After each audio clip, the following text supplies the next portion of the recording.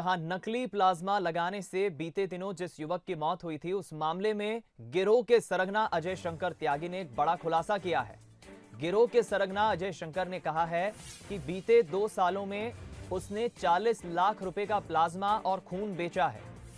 उसने यह भी खुलासा किया है कि निजी ब्लड बैंक, निजी अस्पताल, डोनर और बिचौलियों से उसका सीधा संपर्क था, सीधा कांटेक्ट होता था और इन्हीं सभी के सहयोग से सरगना अजय शंकर त्यागी ने एक बड़ा रैकेट धीरे धीरे तैयार कर लिया। प्लाज्मा की दलाली में कई डॉक्टरों पर भी अब सवाल खड़े हो रहे हैं। दतिया के व्यापारी मनोज गुप्ता की नकली प्लाज्मा चढ़ाने से बीते दिनों मौत हुई थी, उसके बाद इस मामले का खुलासा हुआ था। तो गिरोह के सरगना अजय शंकर ने बड़ा खुलासा किया। बीते 2 साल में उसने 40 लाख रुपए का प्लाज्मा और खून बेचा है। भोपाल से टीम आई हुई है, सेंट्रल से भी टीम आई हुई है, तो वो कर रही है जो ब्लड बैंक है यहाँ पर उन सब का वो कर रहे हैं, क्योंकि वो पूरा उनका जांच का और कार्रवाई का अधिकार क्षेत्र उनका ही बनता है, तो वो लोग कर रहे हैं अपनी कार्रवाई। ये तो अभी जांच में आया नहीं है, अभी कर रही है अंदर, हम लोग खुद मांग रहे हैं। अभी जैसी रिपोर्ट आ जाएगी तो फिर बता पाएंगे। इस खबर पर ज्यादा जानकारी बातचीत के लिए हम रुख करेंगे। प्रहलाद सेन हमारे संवाददाता फोनलाइन पर जुड़ गए ग्वालियर से।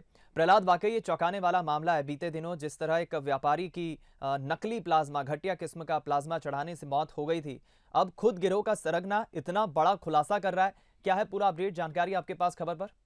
हाँ बिल्कुल दीपक, जिस तरीके से ये सनसनीखेज मामला सामने आया है, जिस तरीके से इन लोगों ने लोगों की जान से खिलवाड़ किया है, नकली प्लाज्मा लोगों को बेचा है, उसमें कई और अहम खुलासे हुए हैं। पूछताछ में अजय शंकर त्यागी जो सरगना है इस रैकेट का, उसने ये बताया कि अभी तक वो 40 लाख रुपए का कारोबार नकली प्लाज्मा और ब्लड से कर चुका है।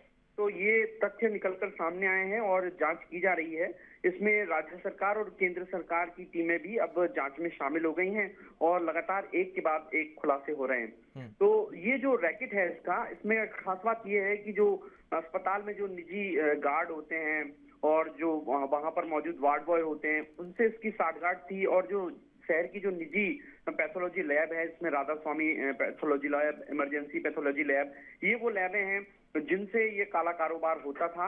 एक लैब को सील भी किया है और कई अहम खुलासे होने की भी उम्मीद है। लेकिन सबसे बड़ी बात है कि ये जो नकली प्लाज्मा बनाता था उसे रखता कहाँ था, इस सवाल का जवाब भी पुलिस जानने में जुटी है, प्रशासनिक अमला भी जानने में जुटा है। निश्चित तौर पर जो निजी पैथोलॉजी लैब है वहीं वो रखता होगा, वहीं वो स्टोर करता होगा, लेकिन फिलहाल अभी आधिकारिक पुष्टि नहीं हुई है। जल्दी इस मामले में और कई अहम खुलासे होंगे। दीपक, चलिए, फिलहाल हम भी उम्मीद कर सकते हैं कि अपने आप में ये मामला तो वाकई बड़ा हैरान करने वाला, कई और खुलासे इसमें आगे चल के होंगे। बहुत बहुत धन्यवाद प्रहलाद, इस खबर पर बातचीत करने के लिए, जानकारी हम तक पहुंचाने के लिए।